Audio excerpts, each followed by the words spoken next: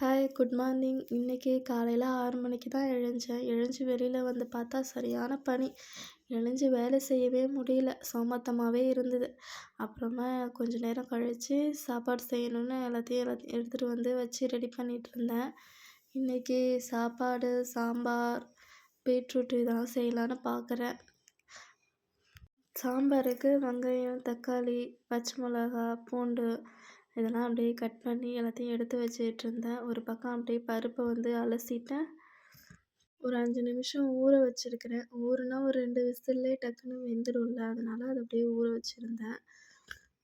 அப்படியே எல்லாத்தையும் குட்டி குட்டியாக கட் பண்ணிவிட்டு அப்படியே பருப்போட வெங்காயம், தக்காளி, பூண்டு, கொஞ்சமாக மஞ்சத்தூள், உப்பு இதெல்லாம் போட்டு அப்படியே ஒரு 4 இல்லைன்னா ஒரு 5 விசில் விட்டு ஆஃப் பண்ணிட வேண்டியது தான். நான் இன்றைக்கி சாம்பாரில் வந்து முருங்கைக்காய், கத்திரிக்காய், அவரைக்காய் இதெல்லாம் போட்டு தான் சாம்பார் செய்யலான்னு இருந்தேன். ஸோ அதெல்லாம் அப்படியே எடுத்து கட் பண்ணிவிட்டு இன்னொரு பக்கம் அடுப்பில் ஒலை வச்சுருந்தேன். ஒலையும் கொதிச்சிச்சு. அப்படியே அரிசி சேர்த்துட்டு அரிசி கூட கொஞ்சமாக உப்பு போட்டுப்பேன். அப்போ சாப்பாடு கொஞ்சம் நல்லாயிருக்கும்ல, அதனால அப்படியே உப்பு போட்டுட்டு கட் பண்ணி வச்சுருக்கிற காயை அப்படியே பருப்பு வெந்துடுச்சு. ஸோ அது கூட போட்டுட்டு ஒரு விசில் விட்டுட்டு அப்படியே ஆஃப் பண்ணிவிடுவேன். ஒரு விசிலுக்கு மேலே விட்டோன்னா காயெல்லாம் அப்படியே குழஞ்ச மாதிரி ஆகிடும். அதனால் ஒரு விசில் மட்டும் போதும். அப்படியே விட்டுட்டு பீட்ரூட் தான் செய்யலான்னு அதை தாளிச்சிட்ருந்தேன். அப்படியே எண்ணெய் ஒரு 2 டேபிள் ஸ்பூன் எண்ணெய் ஊற்றி கடுகு, கருவேப்பிலை, காஞ்ச மிளகா இதெல்லாமே போட்டுட்டு நல்லா பொரிஞ்சு வந்ததுக்கப்புறம் ஒரே ஒரு வெங்காயம் அதை அப்படியே கட் பண்ணி சேர்த்துக்கலாம். வெங்காயம் வந்து ரொம்ப வதங்கணும்னா இல்லை, ஒரு 5 நிமிஷம் நல்லா வதங்கினதுக்கப்புறமா நம்ம துருவி வச்சுருக்குறோம்ல பீட்ரூட்டு, அதை அப்படியே சேர்த்துக்கலாம்.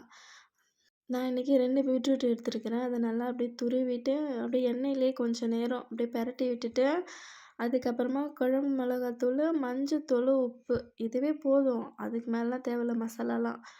ஒரு தடவை இதை போட்டு செஞ்சு பாருங்களேன், சூப்பராக இருக்கும். மற்ற மசாலா சேர்க்காம வெறும் குழம்பு மிளகாத்தூள் மட்டுமே போதும்.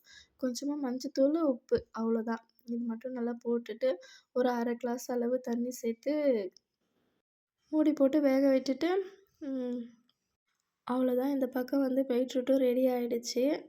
அதுக்கப்புறமா ஒரே ஒரு முட்டை மட்டும் பாயில் பண்ணலான்னு இருந்தேன். அதுக்கப்புறம் ஒரு முட்டை மட்டும் பாயில் பண்ணிவிட்டு அப்புறம் சாம்பாரையும் தாளித்து விட்டுட்டேன்.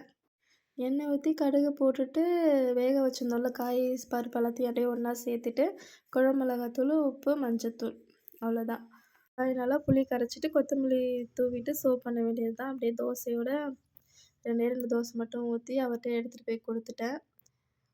இன்றைக்கி நம்ம வீட்டில் வந்து சாப்பாடு, சாம்பார், பீட்ரூட்டு, முட்டை. இந்த வீடியோ பிடிச்சிருந்தா சேனலை சப்ஸ்கிரைப் பண்ணி சப்போர்ட் பண்ணுங்கள். ஓகே, பாய்.